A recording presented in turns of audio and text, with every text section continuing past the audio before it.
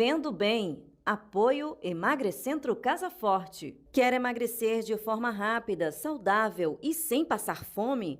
Conheça o maior centro de emagrecimento das Américas, Emagrecentro Casa Forte. Mais de 35 anos no mercado, transformando vidas.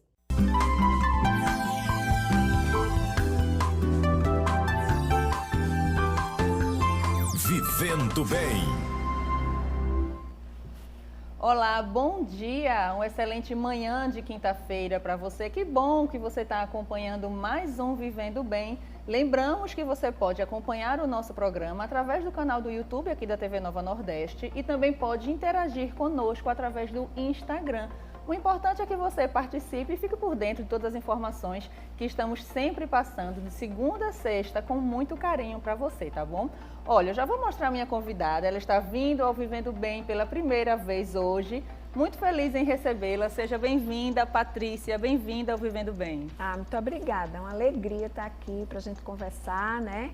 Trocar uma ideia sobre acessibilidade, inclusão, então estou super feliz com o convite. Isso mesmo, a Patrícia é psicóloga e neuropsicóloga e também professora universitária. E hoje nós vamos falar justamente sobre o Dia Internacional da Pessoa com Deficiência e o Dia Nacional da Acessibilidade. Meio que fazer um resumo em relação às informações mais atuais, como é que está esse cenário hoje na sociedade também. Sim. Então, Patrícia, a questão dessas datas já serem enfatizadas, né? Já estão ali no calendário, já é um fato de chamar a atenção também para esse assunto? Sim, importante, né? Essas datas são momentos importantes para a gente refletir, né, sobre como está sendo construído o acesso dessas pessoas, a participação dessas pessoas na sociedade, né? Então, a Organização das Nações Unidas trouxe essa data aí desde 92, né, para que a gente possa de verdade refletir cada vez mais sobre esse acesso, a participação e a permanência das pessoas nos espaços, nos ambientes sociais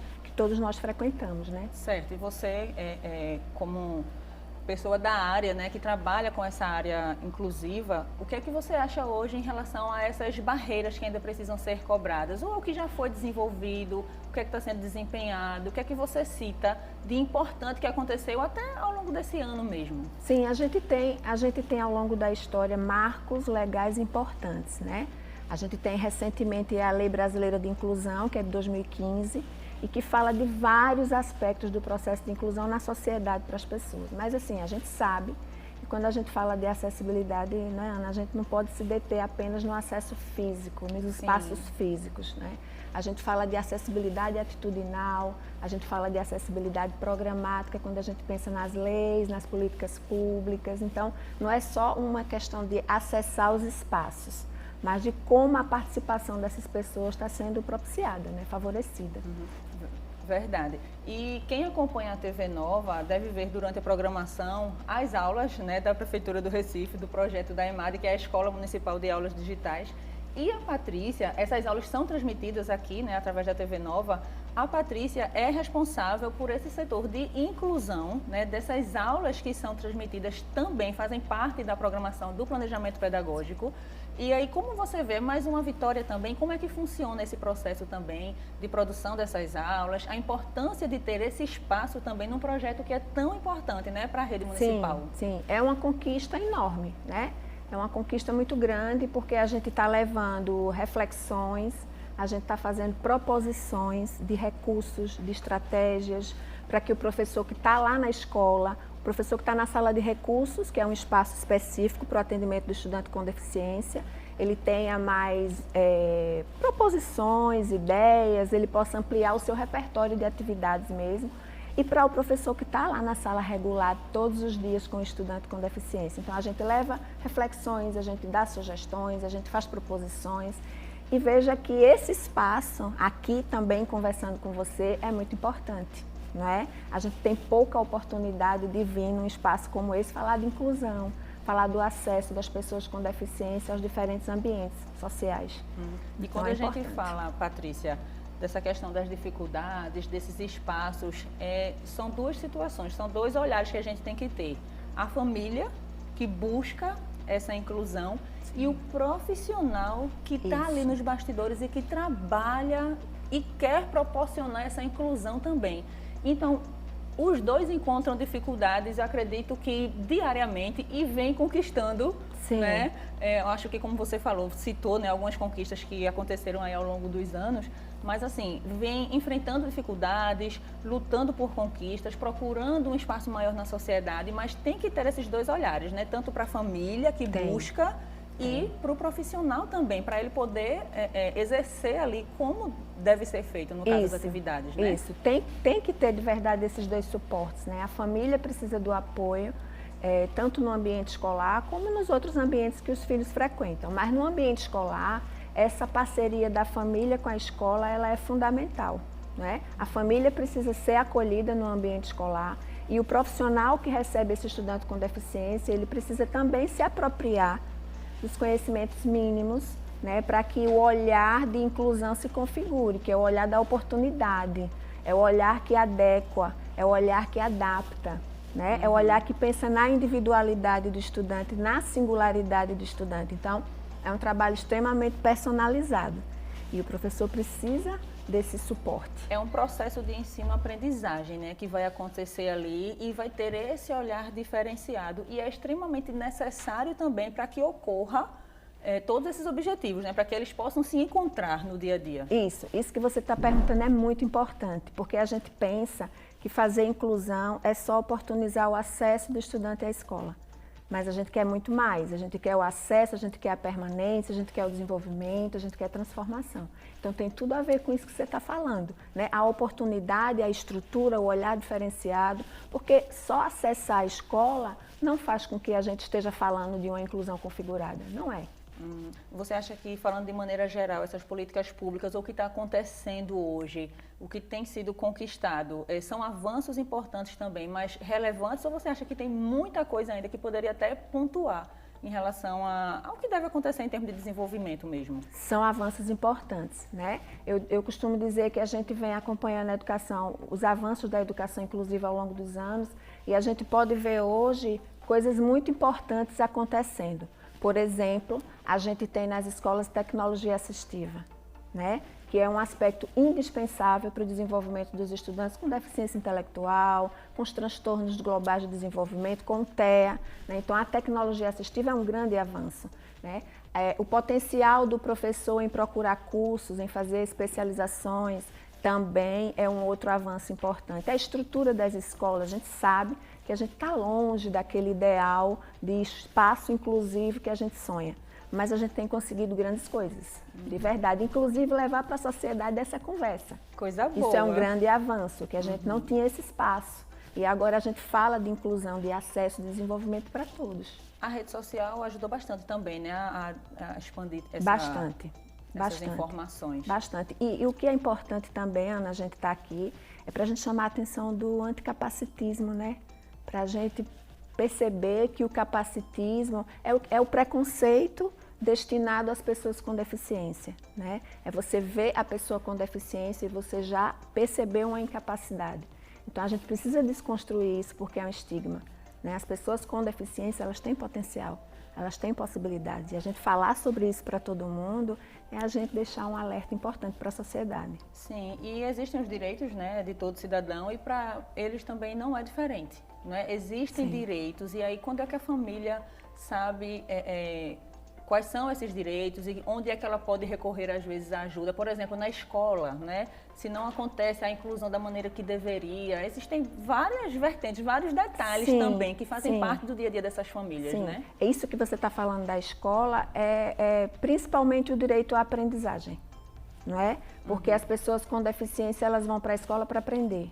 Elas não vão para a escola, como a gente dizia há muito tempo atrás, ele vai para a escola para ficar socializado. A socialização é um aspecto da inclusão. Eles vão para a escola porque eles têm direito à aprendizagem, né? Eles têm direito à saúde, eles têm direito à participação social, eles têm direito a estarem inseridos nos movimentos culturais, tudo que todos nós temos direitos, né? Todos nós temos direitos. E o avanço é para todos. E quando a gente pensa nessas ações de políticas inclusivas, a gente está pensando na participação de todo mundo. Em relação à convivência, as pessoas às vezes têm até dúvidas até em relação ao tratamento também, né, no dia a dia, de pessoa com deficiência. Algumas mudanças também aconteceram, né, nesse aspecto. Sim, as terminologias, Isso. não é? Antes a gente falava muito assim, estudante especial, né? Então, a gente não usa mais estudante especial, a gente fala estudante com deficiência. Pessoa com deficiência, né? Especial que todos antes nós era, somos. na verdade, e aí depois passou para especial, aí agora já não está mais a terminologia e voltou a ser pessoa com deficiência, estudante com deficiência e não portador de deficiência. Não é estudante portador, é porque a palavra portador, ela traz um peso estereotipado que a pessoa com deficiência não gosta. Então, assim, é estudante com deficiência, pessoa com deficiência. E a gente pode até dizer necessidade educativa especial, mas não pessoa especial, estudante especial, não. E a gente fala assim, mas são dúvidas, às vezes simples, mas que fazem parte do dia a dia, né? Principalmente de quem convive também em ambientes escolares. E quem tem, no caso, familiares também, isso não deixa de ser comum. E se você também pudesse passar para a gente principais dificuldades hoje, na tua opinião, em relação à família mesmo. Tem como pontuar, você que convive nesse meio, o que é que é mais perceptível também? Sim, algumas famílias, inicialmente, elas têm dificuldade até de aceitação, né, da deficiência quando ela chega, né? Mas aí a gente entende que quanto mais a gente fala e quanto mais a gente mostra possibilidades para o desenvolvimento das crianças, dos estudantes, das pessoas, mais a gente facilita essa aceitação, sabe? Porque todo mundo se desenvolve. E sempre vai existir uma estratégia adequada para todas as pessoas.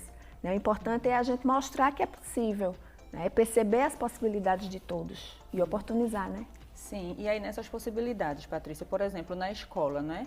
Vai ter ali aquele cuidado, aquela atenção, o trabalho que é feito fora da escola. Também já existe todo um acompanhamento, né? De psicólogos, às vezes outras atividades, e às vezes a própria rede municipal também oferece atendimentos assim. Sim, na escola a gente tem o atendimento educacional especializado, né? Que é desenvolvido pelo professor do AE, e a gente tem as salas de recursos multifuncionais, que é um espaço específico para o atendimento individualizado. Mas é um atendimento pedagógico. E a gente sabe que essas crianças, a grande maioria, precisa do acompanhamento de outros profissionais. Isso, um atendimento multidisciplinar. E aí a gente chama a atenção para a importância das equipes multiprofissionais, a presença do fonoaudiólogo, do psicólogo, do TO, do psicomotricista, né? Porque aí a gente está falando de desenvolvimento global. Não é só o desenvolvimento pedagógico, cognitivo, né? A gente está falando do desenvolvimento da pessoa como um todo. Isso, e vai acontecendo naquela fase ali, enquanto ele também vai para a escola e vai meio que unificando, né? Essas ações e essas atividades que têm que ser realizadas. Justamente. Para isso, precisa existir um planejamento específico, né? Não é um trabalho espontaneísta que acontece de todo jeito. Todo cuidado, todo estudo, cuidado, atenção. muito critério, muito afeto. Não é? Porque se você começa a enxergar o outro, seu olhar precisa ser um olhar afetivo. Então, é assim que funciona a educação inclusiva. Ok. Olha só, já tem algumas perguntas que estão chegando para a gente, mas aí a Patrícia que vai responder logo após o intervalo. Nós te esperamos. Até já.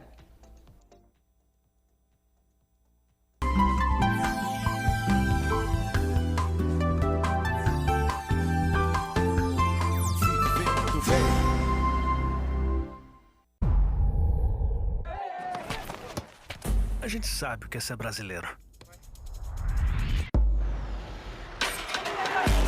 Querer ser o melhor do mundo, virar notícia, aprender a cair e dar aula de levantar. Deu ruim? A gente tenta de novo. E de novo. Porque somos todos brasileiros. Somos a Bet Nacional, a Bet da Tropa, a Bet do Vinícius Júnior, a Bet dos brasileiros. Seu fim de ano é com a Fino Nordeste. A maior fabricante de bolos de rolo do Nordeste preparou um montão de ofertas para você aproveitar. São mais de 10 sabores diferentes de bolos de rolo, biscoitos, alfajor de bolo de rolo, kits de Natal, além de diversas opções de cestas. Visite uma de nossas unidades no Shopping Plaza ou no Rio Mar. Para mais informações, acesse nosso site www.finonordeste.com.br ou fale conosco através do nosso WhatsApp 819-9794-3565. Fim do Nordeste, felicidade a cada mordida. Coqueiral Parque, o parque da família pernambucana. Nossa estrutura de lazer Possui 10 piscinas, toboágua, rampa d'água, 2 restaurantes, lanchonetes e sorveteria, 3 lagos de pescaria e muito mais. Acesse nosso site www.coqueiralparque.com. Atendimento de segunda a domingo das 8 às 16h30. Telefones 081 3371 9111 ou 98864 2263. Seja sócio com o nosso passaporte anual. Trabalhamos com todos os cartões de crédito. Você sabia que a falta de limpeza e higiene do seu ambiente pode facilitar para a propagação de doenças e prejuízos por conta das pragas urbanas? Evite esses problemas e conte com os nossos serviços. A Imediata Saúde Ambiental é uma empresa especializada em proteger e cuidar da saúde da sua família e do seu patrimônio. Realizamos os serviços de desinsetização, desratização, desculpinização, sanitização de ambientes, limpezas de caixas d'água e cisternas e de esgotamento de fossas sépticas. Nossos produtos e serviços sempre dentro do padrão e aprovados pelos órgãos fiscalizadores, Anvisa, IBAMA, Adagro, entre outros. Contamos com uma equipe treinada e qualificada para melhor atendimento na prestação dos serviços, focada na satisfação dos seus clientes. Contrate uma empresa comprometida e amiga do meio ambiente. Evite visitas indesejadas. Faça uma ação imediata. Ligue agora e solicite um orçamento. Imediata, 15 anos no mercado.